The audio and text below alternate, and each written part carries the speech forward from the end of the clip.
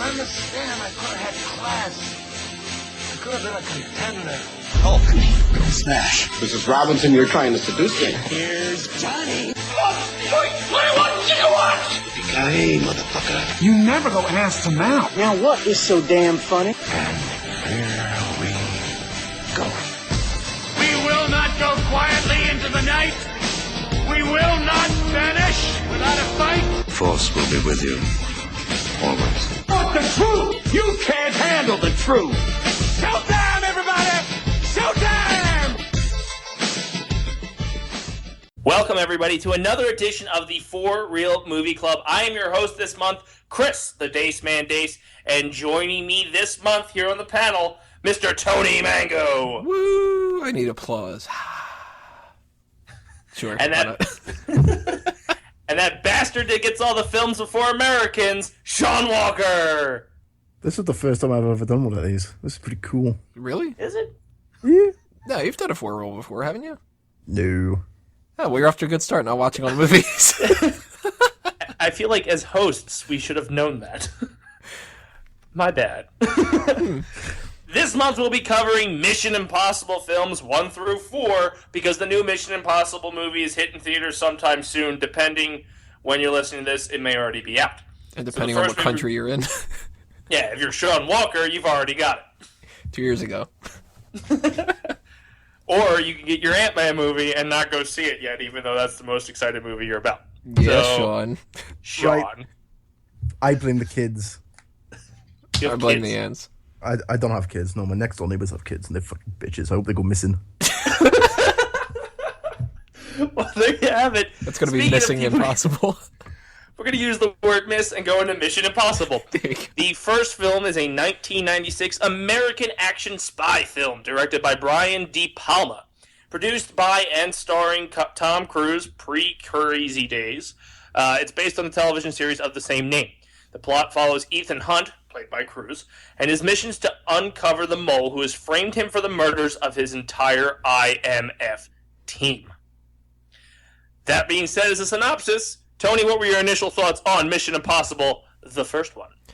So, this is my theory when it comes to Mission Impossible movies. Mission Impossible is sort of the alternative take to James Bond. I'm a huge James Bond fan, and I kind of look at it as like Marvel and DC. Like, you go into Marvel expecting comedy, but with darker kind of like origin stories and stuff. DC, you go with lighthearted origin stories, darker movies. Bond films, you go in expecting a certain level of like cheesiness a little bit, but a darker edge. Mission Impossible's like, we're not going to have as much action, but it's going to be more on the spy thing. And I first saw Mission Impossible 2. I'll break that down a little bit later on, but that was my introduction to Mission Impossible. I never watched the series on TV because that was, too old for me. But a couple years ago, I've mentioned this before on different podcasts, I went through a big, binge watch of movies. I saw about 300 movies in a year, which was both awesome and terrifying, because I had nothing else better to do. But I binge watched all of the Mission Impossible movies at that point, and the first Mission Impossible, it was a little tough for me to get through. And I was like, man, Mission Impossible 2 is a lot more action. I remember this because I had seen that before. And if all the other ones are as slow as this one, it's going to be a little bit of a pain. But, I've rewatched it now for this, and it's very hard to get through, but at the same time, it's kind of fun. Sean, what were your initial thoughts on the first Mission Impossible?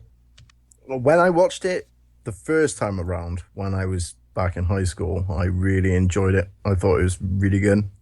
Now that I'm older, I've watched it back. It hasn't aged all that great. No, it hasn't. And it kind of put me asleep twice when I tried to watch it. And I kept falling asleep at the same point when I kept getting onto the train. Other than that, not a lot to say, really. It's not fun to watch. It's not a fun experience. Not anymore, anyways. James Bond is so much better. Yeah. Because he's British. Well, oh, shots fired. And he came out first, just like every other thing that happens in cinema. Bastard. Well, Simpsons did it first. No, all right, good point. When it comes to casting, Tom Cruise is playing Ethan Hunt, the lead person. John Voight is Jim Phillips. Emmanuel Burt, I bet you it's like Biert. It's got that French accent. Biert or some shit. Biert is playing Claire Phillips. Claire Phelps. Henry, nope. As Zerny, I think it is. Eugene Kittredge. Jean Reno as Jean Reno. What the fuck? As Krieger, Ving Rhames as Luther Stickle, Kristen Scott Thomas as Sarah Daves, and then a bunch of other people. When it comes to casting, Sean, we'll start with you on this one. How did you feel about the casting for Mission Impossible, the first one? The first one, I thought the casting was kind of bland. They all seemed to have like the same character to me, apart from the French guy who's always in everything. Jean Reno. Is that the one who was in Godzilla? Yeah, and Leon the Professional, and God, he's been in so many different things. He's kind of that guy that pops up, and when we were even watching, was it July 4th or whatever, when we were watching all those stupid commercials days, like, he even popped up on one of those, I think. Yeah, I know. What the fuck? It's like Pink Panther, and you're just kind of, every once in a while, you're like, oh, there's that guy. He's the go-to Frenchman. Yeah. Yeah. The black guy, he played his part. He's very comedic, I suppose. And everybody seems to be the same height as Tom Cruise, even though Tom Cruise is short. So I don't know what they did there. He must have been on stilts. Christ. Or they stretched him. Tell me what your thoughts on the cast. God, Sean, you hate everything. I'm British, I'm allowed. By the way, I love how you stopped doing the casting when you got to whoever plays Hannah Williams. Oh, yeah. Oh, that was not going to happen. I'm going to give it a shot. Ingeborg Dapkukanate. The Swedish chef from the Muppets. Yeah, Kirstenbergen. And Vanessa Redgrave. Oh, wait. I missed Emilio Estevez. That's the other thing I was going to bring up. Emilio Estevez. Like, holy shit. That's one of the biggest shockers of this whole film. Like, Estevez pops up, and, you know, when I watched this the first time, I was just like, oh, fuck, Estevez is in this? Wait a minute, he died? God damn, the guy gets killed in like the first opening scene, basically, and that actually starts a trend with other movies that a big name star gets killed pretty early on. But casting, I mean, I don't know. Like, I like Tom Cruise a lot more than like a lot of other people do. He's not the best actor in the world, but I think that he gets a lot of flack for how crazy he is, and that doesn't mean that he's not a bad actor or anything. Like, he pulled off, you know, being able to like be an action star kind of like, and not in like the Arnold Schwarzenegger type of way. Like, I would never buy into, say, Jean-Claude Van Damme being into the IMF. That dude is not stealthy at all. It would be like, okay, well, you need to infiltrate this building, and he'd be like, all right, well, how do I dropkick it? And you're like, well, you can't, it's a building. And you'd be like, well, shit, then I don't know what else to do. But Tom Cruise, you know, he's somebody who I buy him as an action star, and he looks a little weird in this movie. Like, he kind of came into his own a little bit the other ones. He looks a little like young and, I don't know, like a rookie. At the same time, though, you got John Voight, who's playing the old what's a good word for like curmudgeon, I guess, who he's apparently from the TV show. That character was from the show, and a lot of people were complaining about that they like sort of kept that going and made him bad. Mm-hmm. Spoiler alert, he's bad. No!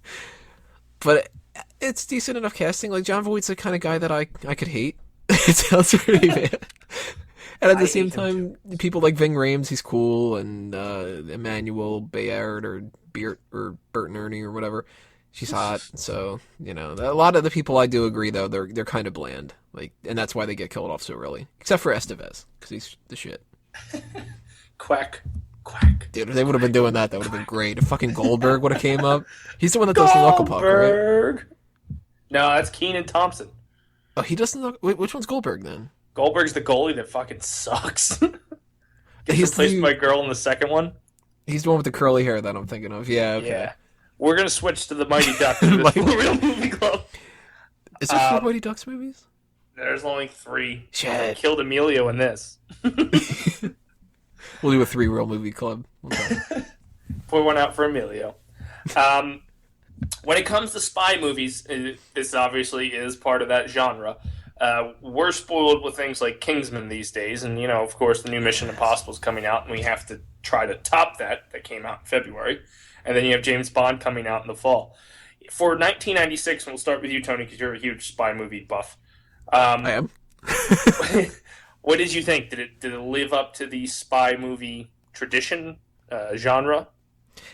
Better than most, I think, and this is it's a little bit boring, like we said, but at the same time, spy things aren't really as action-packed in real life.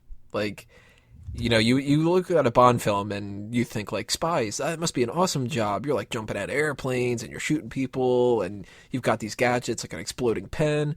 And you talk to actual spies and they're like, yeah, we sat in a van for 48 hours and pissed in a jar, and all we got out of the whole thing was that they said a name.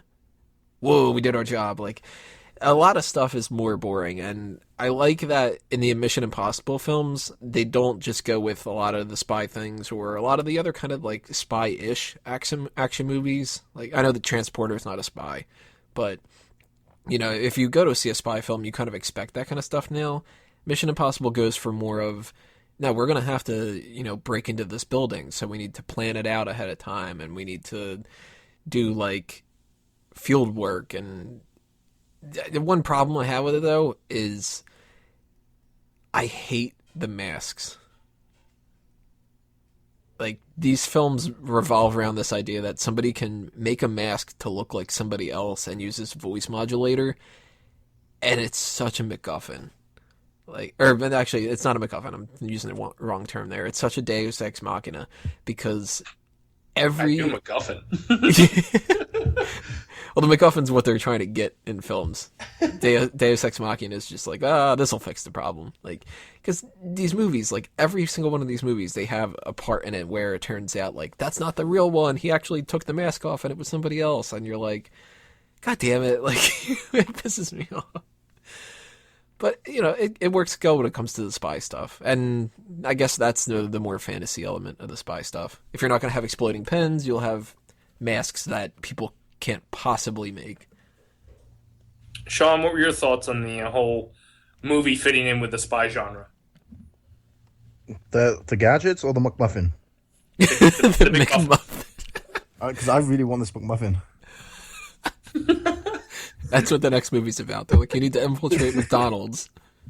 The only issue I had with this film when it comes to the gadgets is that the fact that the entire CIA spy list can fit on a floppy disk.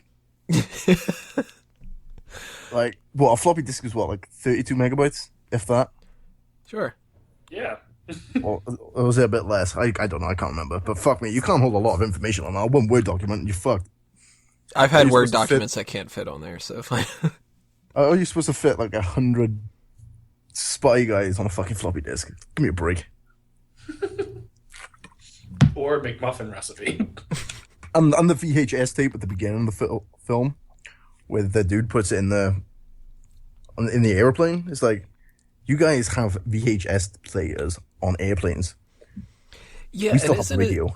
Isn't it funny that they have, like, it starts smoking on the plane, and instead of being like, oh my god, this is, going to cause a fire, he lights a cigarette, and they're like, oh, okay, well, it's okay for you to just smoke on the plane instead. Like, well, you're not allowed to smoke on the plane anymore, because, 9/11 happened.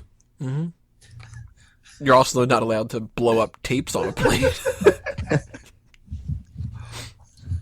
To give you some facts about the first film, the screenplay was by David Cope, Robert Town, and these are names I could say, and it's based on Mission Impossible by Bruce Geller. The music was done by Danny Elfman, cinematography by Stephen H. Burham, edited by music. Yeah, huh. That's what it says. Distributed by Paramount Pictures, released May 22nd, 1996, with a runtime of 110 minutes. And its budget was $80 million, and the box office was $457.7 million. So that's your facts on the Mission Impossible first film. Now we're going to do high points, low points. We'll start with you, Tony, and a rating 1 to 10. 2 high points of this film. I gotta say, or Ving Rhames, because he's the man. And the best part of the whole thing is the vault scene. That tension is so great, and it's weird because like one of the other great parts about this is the theme itself, which is just awesome. One of the best theme songs that anything ever has. You know, you can't listen to the and not be like, oh, this is kind of cool. But what's great about the vault scene, there's no music whatsoever. It's just pure tension, and seeing like, you know, the kind of like, well, the bead of sweat's gonna fall down and all that. Like if they would have had some kind of weird music in the background, it really would have taken away from it. But you feel, you know, kind of trapped in that scene. That's cool. The low point though, probably the opening scene, and it's not because Estevez dies, because that's cool, even though it's like, oh damn it, I like Estevez. But or well, that's not technically the opening scene that he dies in, but opening scene is just kind of, I don't know, like they build this idea that like, well, we've got the person, and they go out of their way to like show that they're spies and stuff, but it's kind of hokey a little bit. I don't know, like it's not the thing that would sell me on there. I'm used to the Bond films having their pre-credit sequence and it being like this over-the-top action thing that's like super cool, and Bond gives some kind of a, you know, witty little phrase at the end, and then it cuts to some loud Shirley Bassey theme. You Goldfinger, this is a fucking movie you're gonna watch, and like, you know, but that wasn't the best thing. So you kind of have to suffer a little bit and then get into the meatier parts of the film. And what was your rating, 1 to 10? Oh, that I'm actually going to give probably every single one of these movies a 6 out of 10, because they're not great, but they're not bad at all. Like they're ones that I could recommend to people, but they're not ones that I could just pop on at any time. All right, Sean, what's your high point, low point, and a rating 1 to 10? The high point for me, I got 2. Again, the vault scene is really good. The way it's quiet and everything, the way it's set up. The other one for me is the dude who dies on the elevator shaft. In the elevator shaft, when the elevator just goes up and it crushes him to death. I thought that was pretty cool. Good old Estevez. That's Estevez? Yeah, it's Estevez. Oh, well, fuck me. That death is fucking incredible. He just looks at his own death. Ah, it's going to hit me in the face. Ah, it hit me in the Nothing I can face. do about it. Low points. There was way too much dialogue, and Ethan doesn't actually shoot anybody. That's true. He doesn't fire a gun at all. For a spy film, you would expect your main character to shoot someone. That's Scientology for you. Does it count that John Voight shoots himself? Yes. So, Sean, what was your rating 1 to 10? Back in the day, I would have given it a high number, but as I watched it recently and it's put me to sleep, I'm going to give it a 3. Whew. Damn. That's low, man. Well, yeah, anything that puts me to sleep is fucking terrible, you know? God. I want to be invested in these films, not bored to sleep. You're the guy that hated the Avengers, too. Just use that as your basing, people that are listening. We're going to roll into the next Mission Impossible film, Mission Impossible 2. There is no subtitle. So... That is the name of the movie.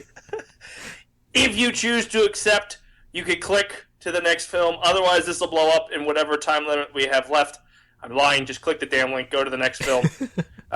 Check us out on YouTube. So here we go. We're going to roll right into Mission Impossible 2. Welcome back to the For Real Movie Club. We are on to our second film here, Mission Impossible 2. I'd like to make a correction from the last video. Sean Walker didn't hate the Avengers. He hated Guardians of the Galaxy, so hate him even more because that movie made more money than the Avengers. So, moving on with the, billions of dollars. Billions of dollars. Thankfully, gross national. I should know this. We did a For Real Movie Club on it. Well, to be fair, the only Marvel film I actually did like was The Incredible Hulk, the Edward Norton one. What? Oh, God. He breaks and my the heart. first Iron Man film. Okay, that's fine. But, oh, God. Mission Impossible 2 is a 2000 American action spy film directed by John Woo! And starring Tom Cruise, who also served as the film's producer. It is the sequel to Brian De Palma's 96 Mission Impossible film, which if you've not listened to the 4 Real Movie Club we had just previously did in the video before, go back and listen to it before you listen to this because it's not going to make sense when we're talking to you. Duh. So, Mission Impossible 2 has Cruise reprising his role as Agent Ethan Hunt of the IMF, a top-secret espionage and... that's what it does. I can't say that word. The film is the second installment of the franchise and was followed by the third one, which came out in 2006, and we'll be talking about next. Initial thoughts, Tony Mango. All right, now when I first watched Mission Impossible 2, it was in theaters, and I had still kind of like I was into the James Bond series, but I was still kind of fresh into it. I was, young, kind of.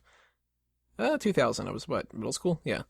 So that was something where like I kind of went into it expecting James Bond, and I thought that it was a little bit cheesier, and I didn't like it as much. But rewatching it all this time around and stuff, I gotta say, compared to Mission Impossible 1, massive upgrade in a lot of different ways, especially the visuals. Like, holy shit, it's only a couple years later, and they've gone from these like tapes to something where you've got like, it seems like it's in 2000, and the action's a lot better. It's a lot more digestible, I guess, but it kind of dumbs itself down, so it's sort of like a give and take.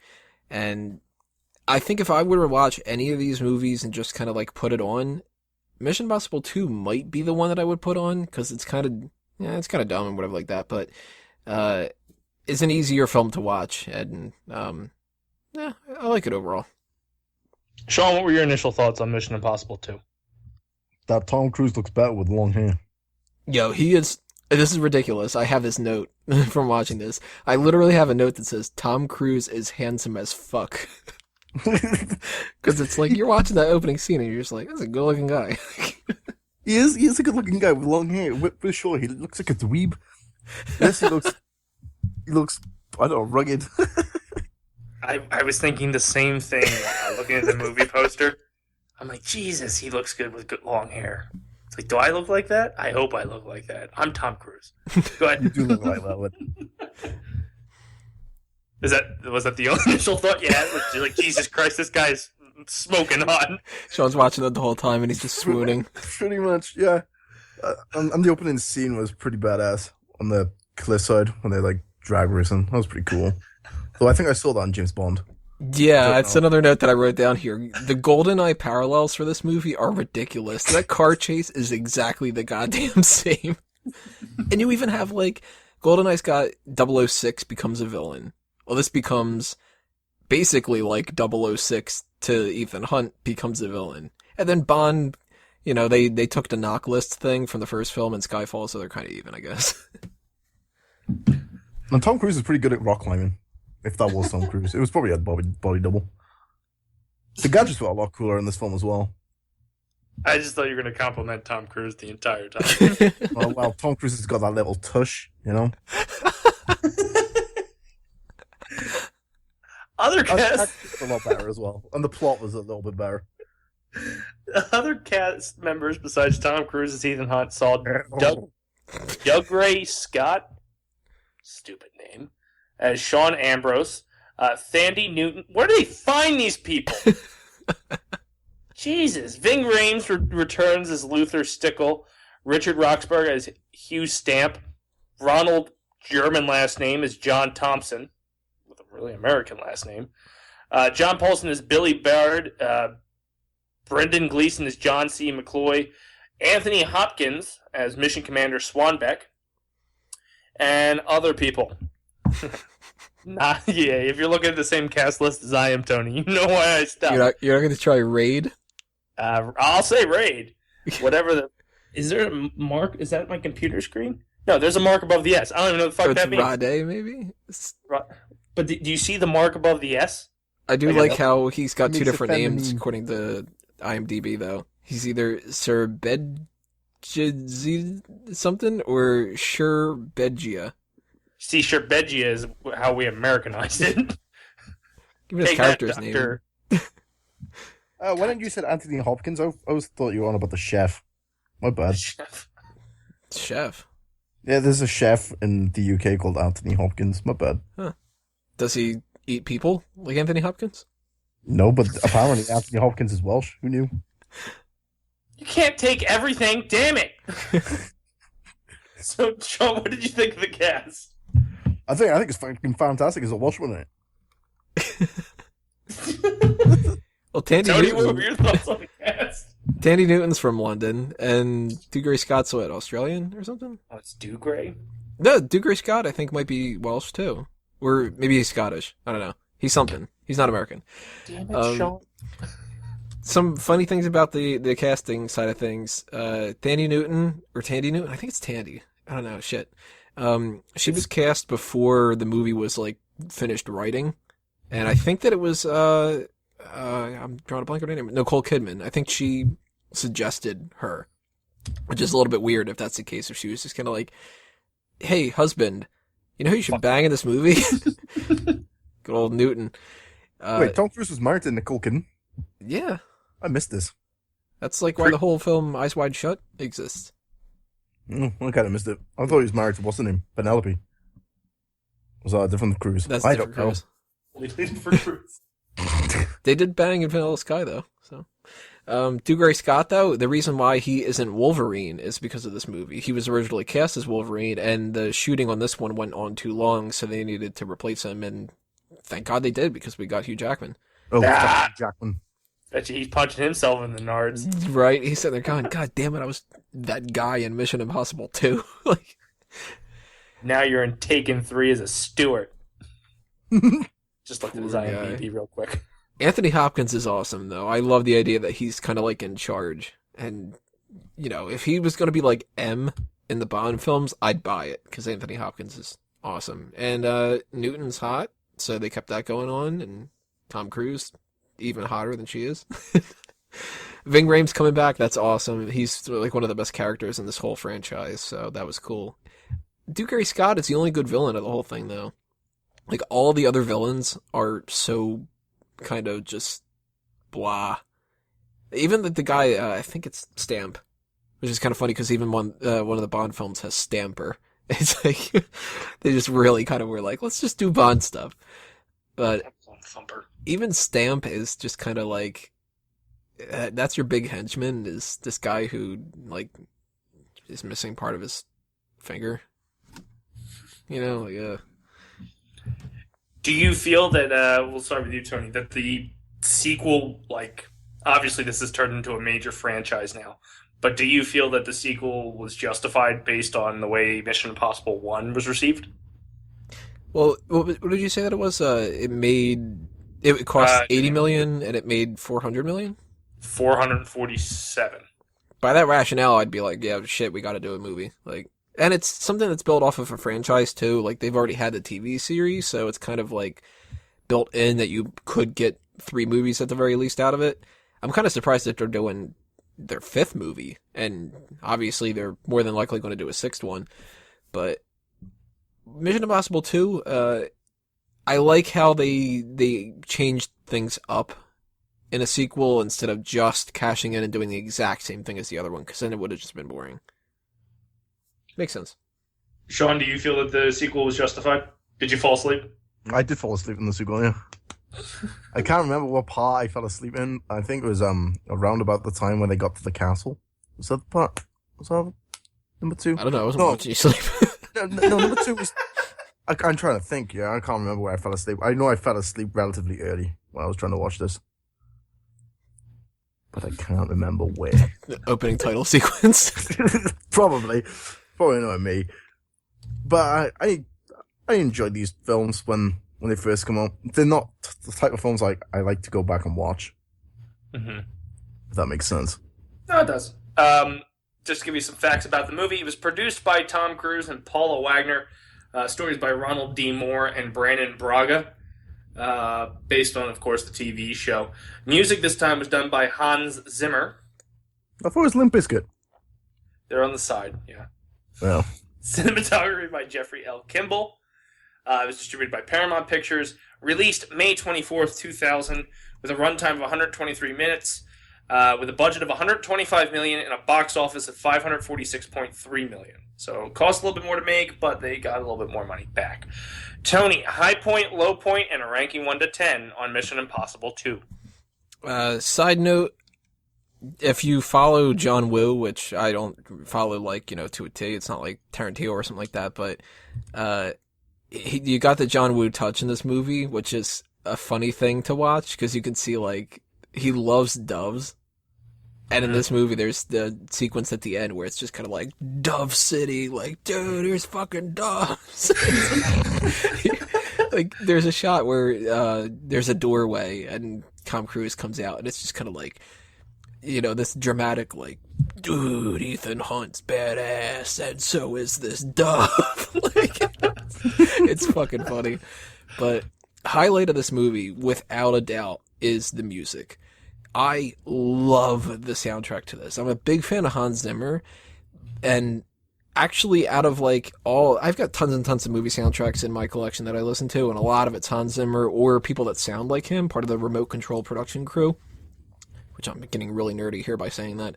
But his music is friggin' beautiful in it, especially 2 tracks. Naya's theme that they play in, throughout the whole film and stuff like that, but particularly Seville is the track that everybody should listen to. That's my favorite scene of the whole film, the intro where they're doing the intro to her character, I should say, where they're doing that heist scene, and you've got the, whatever the dancers would be, they're tangoing or something like that. They're they're stomping all over the place and stuff. That song is amazing, and so is the song Injection, which plays when she shoots herself up with the virus. That is beautiful to listen to. So if you ever are I want to experience something positive about Mission Impossible 2, but I don't want to watch all the whole film and shit, because you'd rather watch GoldenEye because it's much, much better, just listen to Naya's theme, Seville, and Injection from the soundtrack, and that's good enough right there. Least favorite scene, the horse stuff. Damn, that's hard to get through. And that's, again, better done in a Bond film, A View to a Kill. And it's just that bad lull part of the film where you know where it's going to lead, but they're still just kind of dragging it out a little bit, which wasn't necessary. And apparently the original cut of this movie was over 3 hours long. So they probably had so many more scenes like that, and they're just yo, John, the fuck, man, did we really need this 40-minute sequence of doves? And he's all right. But that scene's tough to get through, and that's a huge negative, but huge positive when it comes to the music. Rating 1 to 10, I probably still would have to stick with my 6, but maybe if I was going to be a little bit more generous, I'd bump it to 6.5, because it is better than the first film. Sean, what was your high point, low point, and a rating 1 to 10? My high point is Tom Cruise's hair. It just looks so much better in this. I don't care what you say. I don't disagree. It looks so much better. And the opening car scene, that was pretty badass. Low point, again, this film put me to sleep. I'm sad to say. It's not my fault. They go on for too long. If it was an hour and 20 minutes, I'd be fine with it. But for some odd reason, films no longer like to be 1 hour 20 minutes. What was your I have rating? a short attention span. What was your rating 1 to 10? And my rating, I'd probably give this a 6 just because of Tom Cruise's hair. You ranked the first one that you stayed awake in a 3, but this one a 6 because Tom Cruise grew out his hair. Hmm? Yup, I did. It just looks so much better. I can't wait to see your rating on the next one. You guys should tune in to the next episode, or next part of this episode of the For Real Movie Club, where we talk about Mission Impossible 3. Still couldn't think of a subtitle. Oh, bam! So go ahead, click the link, move on. 5 minutes till you die, or not. Sean Walker will come get you. Check out the next part of the For Real Movie Club with Mission Impossible next. Welcome back, all you moviegoers, to the For Real Movie Club, and this is part 3 of the For Real Movie Club this month, where we're talking about Mission Impossible. So that means we're talking about Mission Impossible 3, because they weren't clever enough to give it a subtitle. Mission Impossible 3 came out the year that yours truly graduated in 2006, and of course, it's still an American action spy film. They didn't move it to London or anything, so calm your tits there, Sean Walker. It's co-written and directed by J.J. Abrams, and this is his first film as a director, which stars Tom Cruise, who also served as a producer in the role, and also in the main role of IMF agent Ethan Hunt. The film was first released April 26th. Damn it, I wasn't actually out of school. At the Tribeca Film Festival, and widely released in the United States on May 5th, 2006. Still not out of school. The film was a box office success, and it received mostly positive critical reviews. Let's see what our panel gives. Tony, what is your initial thoughts on Mission Impossible 3? Man, is this a darker film? Like, holy shit. You go from the first Mission Impossible, which is kind of cheesy, fun, sort of like, you know, even though people get killed and, you know, the very opening is like everybody's dead except for Ethan kind of a thing. And the second one's got this virus that could kill anybody and whatever. This movie just starts out like, we're gonna fucking kill your wife. And you're like, yo, dude! Like, fuck you. No. But, as dark of a movie as it is in comparison to it, it kind of makes it more fun in a way. Like, I think it's probably a step up in terms of quality, and maybe that's from J.J. Abrams, because that guy knows what he's doing, and I like it. Sean, what were your initial thoughts on Mission Impossible 3? In all honesty, I can't remember it. Because he cut his damn hair. He did cut his hair, yeah, I'm looking at the poster now, he cut his hair. Simon Pegg is in it, so that's not too bad. J.J. Abrams has got a thing for Simon Pegg. Like, a massive hard-on for him or something. Yeah, he's also in the Star Wars Episode 7. He's a creature, but... And Star Trek. Yeah. Yep. Yeah. Damn, he does have a hard-on for him. Well, now he did a little bit into the casting. Tom Cruise, of course, reprises his role as Ethan Hunt. Philip Seymour Hoffman is Owen Davian, the most infamous black market dealer. Ving Rhames returns as Luther Stickwell. Billy Crudup as John Musgrave. Michelle Monahan? Mohegan? Stickle and Davian, and I think it's Monahan. God, fuck these names, dude. These are normal names, they're not the foreign ones. It's true. It plays Julia Mead. Kerry Russell is Lindsay Ferris. Maggie Q is Zen Lee. Jonathan Rice Myers. Jonathan Rice Uncle Ben something. Plays Deacon Gormley. Declan Gormley. Oh man, now you got me doing it. Declan Gormley. Oh, is that an I? Oh, fuck. Simon Pegg is Benji Dunn.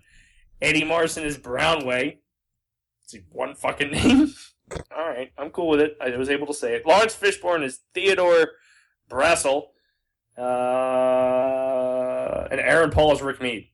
I only see Aaron Paul because he was in Breaking Bad. Sean, we'll start with you on this one. What do you think of the casting? I like the casting, because Simon Pegg, I like Simon Pegg, I like anything that he's in. And, isn't the black guy who played, Perry White in this? Yeah, that's Lawrence Fishburne. Yeah, he's pretty boss. And the dude from the Hunger Games who's dead, he's pretty boss. I don't know why that was so funny. It's really not at all. Like, it's a shame that he's dead.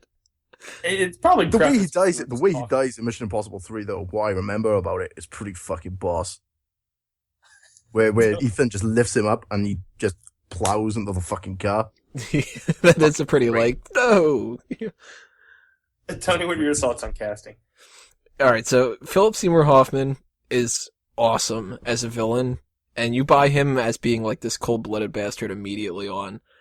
Billy Crudup is really good when it comes to being somebody who, I mean, well, he's totally the villain. Like, you know, as soon as he's popping up on the screen, you're like, oh, this guy's gonna be the villain because he's a good guy. And they do that in all these kind of movies. But at the same time, to balance that out, Lawrence Fishburne's good as being that asshole that you kind of are like, well, maybe he is a villain because he's a real dick. But one of the things I like about this movie, I like how they used well-known enough people that it kind of like brought a lot of like star power to it, but at the same time they weren't so well known that you can only see the people and not the characters.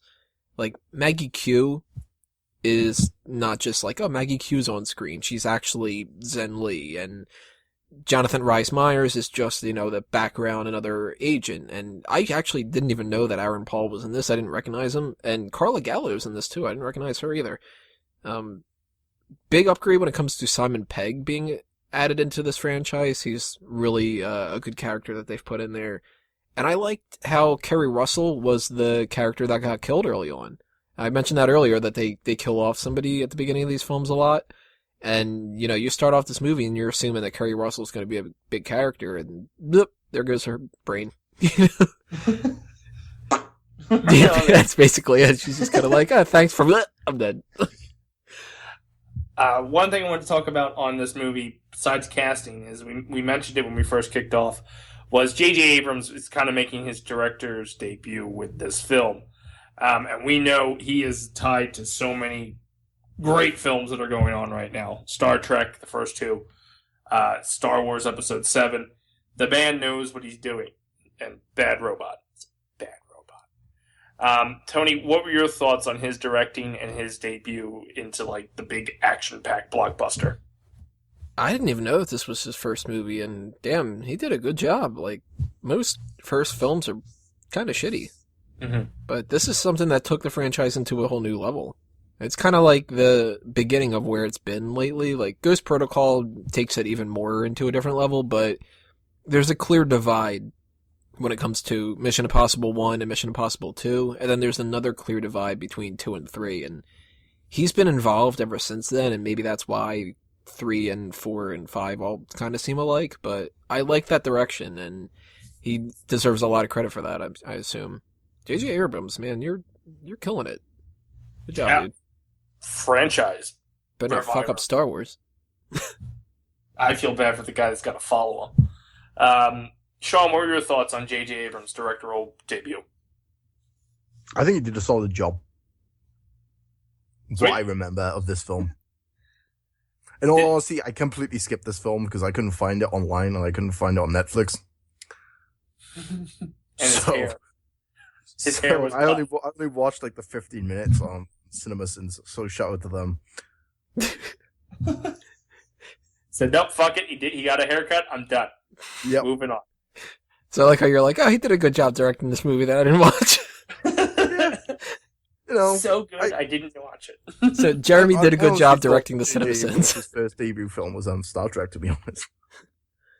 That's the first time I ever heard his name mentioned. To give you some facts about the movie, the screenplay was by Alex Kurtzman, Robert Orsi, and J.J. Abrams. Music was by Michael Giacchino now. Giacchino, I think. Giacchino. Yeah. Giacchino. Michael Cannoli. Cinematography was done by Dan Mindell.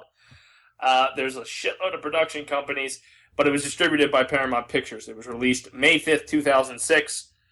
With a runtime of 125 minutes, budget of $150 million, and it doubled its profits at the box office with $397.9 million. Tony, what were the high points, low points, and ranking 1 to 10 on Mission Impossible 3? My least favorite part of the film is something that's very entertaining to watch. Actually, you know what? I'll put it this way. There's two things that I would say are the low points of this movie. One of them's really entertaining and it's stupid, and the other one is not entertaining and it makes sense. It's tough to get through the setup of the marriage because it's kind of flat and boring, but it's totally necessary. And by the way, Michelle Monaghan, like, I would totally marry her. That's like perfect casting when it comes to somebody who I would buy into being like, well, she's, beautiful and she's so calm and she's a nurse, so that's great. And I really like that casting on there. I forgot to mention that earlier. That's a bad point though, because it takes a while to get through and you kind of want to just get into the action. But as like tough as that is to get through but necessary, the flip side is the fun but ridiculous running through Shanghai. That scene where he just bolts and he's running as fast as he can in total Tom Cruise fashion. All you gotta do is look at like a GIF of it and you'll see how like retarded it is. Like he's running like he's a goddamn Olympic athlete or something. like Usain Bolt. Yeah, and man, it's like, it's just funny. You're not supposed to think that it's funny at all, but he makes it hilarious, and that took me out of the film immediately. Like, I've watched this movie, I think, 3 times, maybe only twice, and I forgot that was in there when I was rewatching this, and I literally just cracked the fuck up, and I forgot that he was running towards, like, trying to save his almost dying wife and stuff. Just like, wow, this is a really action-packed scene, and then look at that, he's fucking running. Favorite part of the movie is actually a line of dialogue out of the whole thing. It's something that Lawrence Fishburne says, "I will bleed on the flag to make sure those stripes stay red." Like, that's badass. You know, you go fucking kick the shit out of everybody else, Lawrence Fishburne. You're a fucking man. I'm gonna give the film 6.5, 7. Nice. Sean? What was the high point and low point of the 10 minutes you saw, and what would you rank those 10 minutes? The high point, like Tony said, was the running. I saw that was the thing. CinemaSins actually sped that up as well, so if you want to watch that, it was pretty funny. Watching it right now. It is phenomenal. Look at how he's running, though. He looks like the T-1000 or something. I feel like I can't judge him, because I know I look like this when I run on a treadmill. and the dude's death with the killer, that was pretty boss. So those are my 2 high points. No, and Simon Pegg is in this. There you go, 3 high points. Low point. It was only 15 minutes long. If CinemaSins was to put in for like 20 to 30 minutes, I would have had more of a story. Yeah, you could watch the movie. Oh, this movie's too short. And I would give CinemaSins a 10 out of 10. There you have it, folks. If you want to watch the review about the review that we're currently reviewing, check out CinemaSins, because Sean gives it a 10 out of 10. Otherwise, keep your butts planted. Click to the next video, because we're going to roll into Mission Impossible 4 Ghost Protocol. We finally found a subtitle. Welcome back to the 4 Reel Movie Club. We are in our final section here of the Mission Impossible 4 Reel Movie Club. And we're talking about Mission Impossible 4 Ghost Protocol. It's a 2011, you bet it, American action spy film. It's the 4th installment of the franchise and director Brad Bird's first live-action film. It still stars Tom Cruise, who reprises his role as Ethan Hunt, and now has Jeremy Renner returning as Simon Pegg, and also introducing Paula Patton to the franchise as his supporting team. Excuse me. Ghost Protocol was written by Andre Nemec and Josh Applebaum, and produced by Cruise, J.J. Abrams, and Brian Burke. Tony, what were your initial thoughts on Mission Impossible Ghost Protocol? I think that this is a good step in the right direction as well. Like, these movies kind of keep getting better in a way, and they sort of know, like, what the problems are with the other ones, and they kind of undo them and stuff. This is probably the easiest movie out of all of them to watch. You know, we've kind of been ragging on, like, some of the boring parts of the other ones. I would say it doesn't hold up as well if you just watched this one without seeing the other ones, because you don't know what the story is, and especially when it comes to Mission Impossible 3, because there's a big through line to this movie that you have to have seen Mission Impossible 3 to care about. But I think if you were going to sit somebody down and go, well, you should watch one of these Mission Impossible films to see if you might like the franchise, probably Ghost Protocol is the best one. Sean, what were your initial thoughts on Mission Impossible Ghost Protocol? I agree 100% with what Tony has said. This, for me, was the easiest one to watch out of the 3. I enjoyed this one. The only reason why I fell asleep is because I had a migraine. Otherwise, I would have stayed up and watched it all. I enjoyed this film a lot. Just to run through some of the cast, as I already said, Tom Cruise is back as Ethan Hunt. Jeremy Renner debuts as William Brandt. Simon Pegg returns as Benji Dunn. Paula Patton is Jane Carter. Michael NyQuil is Kurt Hendricks. Vladimir Machkov is... Jesus Christ. Sidorov? Kept calling him Vladimir. Skip. Josh Holloway as Trevor Hannaway. Skip.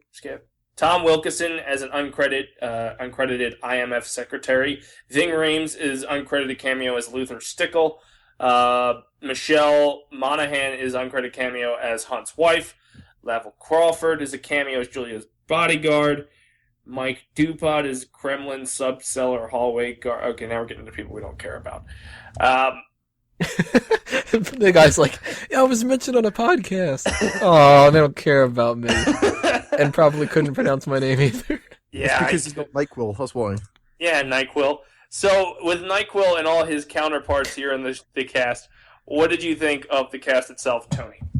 All right, so Paula Patton, was she an actress before this, or was she something else? She was...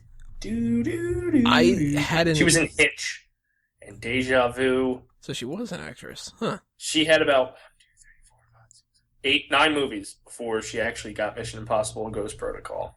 The only thing I ever recognize her from is Hitch. I didn't know who the hell she was when this movie came out, and eventually I found out that she's married or whatever to the guy who sung that, I'm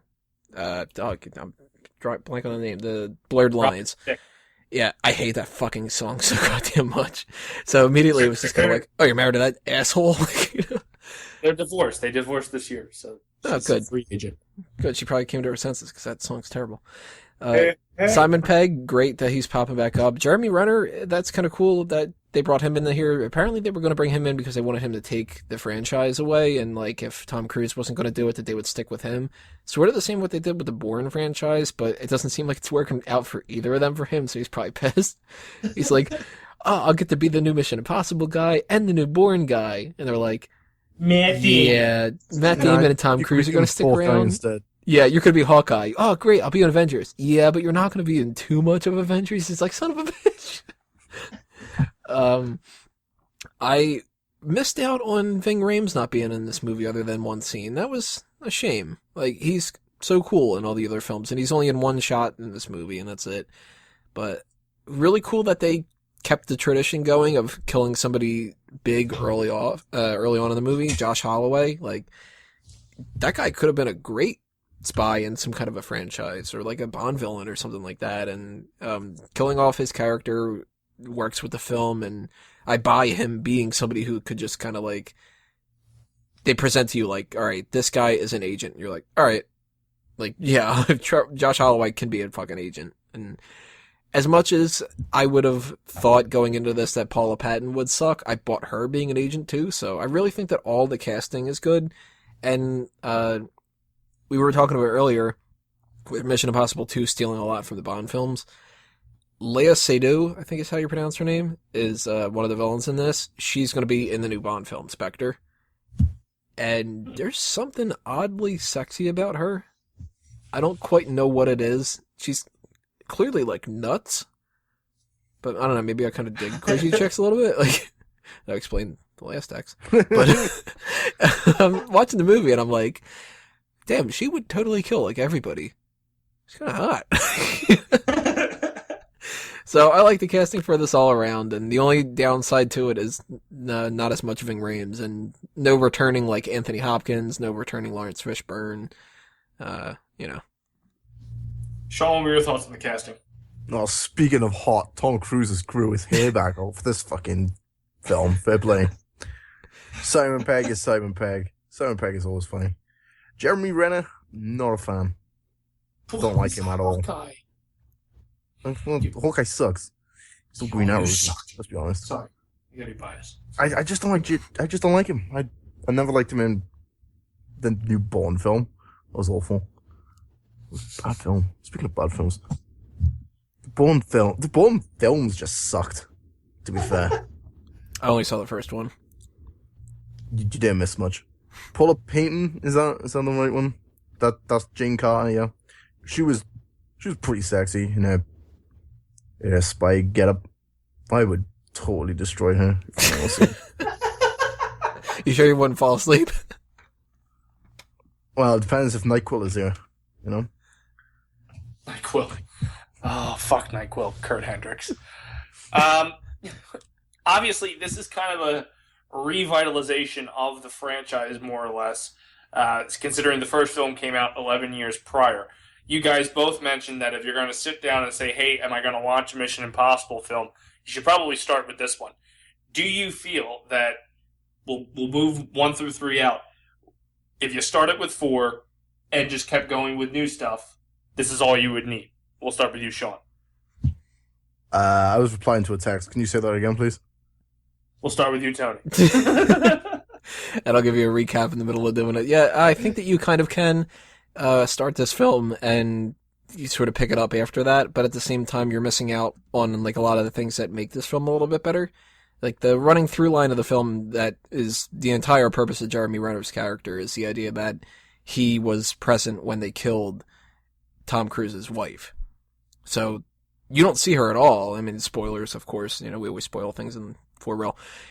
She is still alive at the end, and it was just, you know, like a typical Mission Impossible, haha, fuck you, kind of a thing. But without knowing that and stuff, like, you kind of don't feel like, oh, well, that's why Tom Cruise is a little bit more unchained in this movie, because he lost his wife. Well, you know, well, you can get into the movie and you can get the sense of that, but it just doesn't serve as well. Like, kind of the same way with the Bond films. When Skyfall came out, I made my girlfriend at the time watch the Casino Royale and Quantum of Solace because I couldn't get her to watch all the other ones. But I knew that it was going to be a big film as far as like the franchise goes for fans of the series because it was the anniversary. So for somebody like myself, you know, I love the Bond films and I own every single one of them. And it's hard to watch 20-something movies. But if you watch all those movies and they do a line like in Skyfall where Q says, what were you expecting, an exploding pen? I'm like, that's Goldeneye. And then they show the car and it's the one from Goldfinger. And I'm like, that's fucking Goldfinger. Like, kind of shit. Like, it makes it so much better. So watching Mission Impossible 4, having seen the first 3, makes it better. But I don't think that it's kind of it hinges on it. Like, you can't watch Return of the Jedi and not have seen at least A New Hope and Empire. Why did they kill that guy, and why do I care that he's saving his son? Yeah, and who is this Han Solo guy, and why the fuck is he so bad that he's captured before the movie starts? Like, you know, it's not like that where you have to literally watch it ahead of time, or like, you can't watch Godfather 2 without having watched Godfather 1. But you can get away with it a little bit, you know. So, Sean, do you feel that if you started here at Ghost Protocol and just watched the new ones coming out, does it justify as a standalone film and building a new franchise? Yes, you can skip the other 3 because the other 3 are boring as shit. But the long hair in the second one, man. You got long hair in this. That's fine. I think what Mission Impossible 2 is coming down to is just watching like a motion graphic of Tom Cruise's hair to the background music of Hans Zimmer. Just that kind of shit that they have in the background, and just have him like hair blowing, and it's just like Mission Impossible 2. The opening scene alone is like better than all the 3 films combined. Fucking Frank Sinatra playing in the background when he's escaping prison is fucking great. Oh, I thought you were talking about the opening scene of Mission Impossible 2. No, Mission Impossible 3, Ghost Protocol. Got me on. All right, to give you some facts, the music was again done by Michael Connolly. The cinematography was done by Robert Elswit, edited by Paul Hirsch, distributed again by Paramount Pictures, and this time released in December, on December 21st, 2011, with a runtime of 133 minutes, a budget of $145 million, and then a box office of a $694.7 million. No wonder Tom Cruise can start his own church. Tony, high points, low points, and a ranking 1 to 10. High point, showing the wife at the end being okay. I liked that they kept the continuity of his wife instead of just sweeping it under the rug. Like, the Bond films, one of the downsides to those movies, or upsides, depending on how you look at it, is that each film kind of moves on. There's a new Bond girl, and he just, like, sometime between the last movie that, like, stopped existing, that relationship. Did you know watch Quantum of Solace? Well, there's only 2 times where it actually comes through. It's the Casino Royale Quantum of Solace stuff, and with Tracy in On Her Majesty's Secret Service. But I liked how they kept her alive, too, instead of killing her off, because they could have just killed her off. I mean, that would have made sense, but I liked the idea that it was sort of happier, and that's sort of making me think that when they decide to end this franchise, it would be cool if he got back together with her. And I like when movies end kind of happy. They don't have to, if it's forced, but it does kind of make me feel a little bit better. I don't know. Maybe I, need movies to be happy because my life blows or something. I don't know what it is. But, my least favorite scene is probably the sandstorm chase because you can't see a goddamn thing of what's happening in the movie. So, actually another positive is the climbing scene. Very similar to the vault scene. The tension is really cool. 1 to 10. What the hell? I'll give this one a 7 too. Sean, what were your final thoughts? High point, low point, and a ranking 1 to 10. High point. The opening prison scene. I like Frank Sinatra, and I listen to Frank Sinatra constantly. So hearing his music in an action film was pretty badass. And then the opening credits, where Tom escapes the prison, he goes light the fuse, and you got the whole fuse going to the music. That was pretty badass. There's your James Bond moment with the gun on the opening credits. And that's all I can remember from watching it, because I fell asleep before the Dubai stuff happens. So, yeah. Simon Pegg was pretty good, though. What I remember of Simon Pegg. He was a lot more focused, He had more screen time. That's the fucking word on this film than he did on 3, I think. I like Benny. He's a good character. Benji. Yeah, he takes that screen time away from Luther, though. Fuck Luther, man. He's doing his own thing as Superman. That's not the same guy. Oh. He's the dead dude? Yeah, dead dude. No? No. No, he's the guy that's been in all the other movies. Ving Rhames. No, don't use fucking actors' names, man. I don't fucking know. Christ, the only one I know is Simon Pegg and Tom Cruise. So was your ranking 3? This one, I'd give a 7. Oh, shit! It's an action film. If you're gonna watch an action film, you may as well watch this out of all of them. It's better than Jack Reacher, that's for sure. Well, there you have it, folks. The mission is complete. We've made it through all 4 films. Barely, but we've done Sean it. didn't. actually, no. I'm going to change my mind, actually. Jack Reacher is a better film. Okay. Let's go around the panel and see what you guys are up to. Tony, we'll start with you. Well, alright. If you want to check out all the other stuff coming from fanboysanonymous.com, I'm sure I probably will be seeing Mission Impossible Rogue Nation, so I might be having a review point up pretty soon after that. Depends on when I get a chance to see it. And, we, of course, will be doing another group meeting and, the typical monthly kind of things. Not too sure what we're going to do next month for real, but leave us comments below if you have any suggestions. And for the wrestling side of things, smarkoutmoment.com. You can check out the Smack Talk podcast on iTunes, Stitcher, and YouTube. You can check out the All Talk Show whenever we decide to do that on iTunes, Stitcher, and YouTube. And if you want to do anything else related to a mango tree, just start clicking on my name and I'll have links all over the place for you on the internet. Mr. Walker, what are you doing?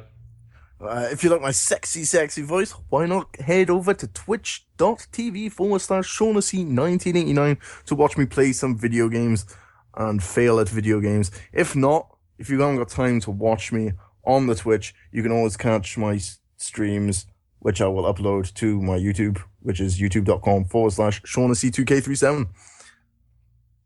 Or you can check out the Cinema Sins based off of his things. Or just, tell Jeremy that I sent you, and you never know, he might give me a shout out. With buds. This is the 4 Real Movie Club. We're talking about your shit. Well, there you have it, folks. That is another 4 Real Movie Club in the books.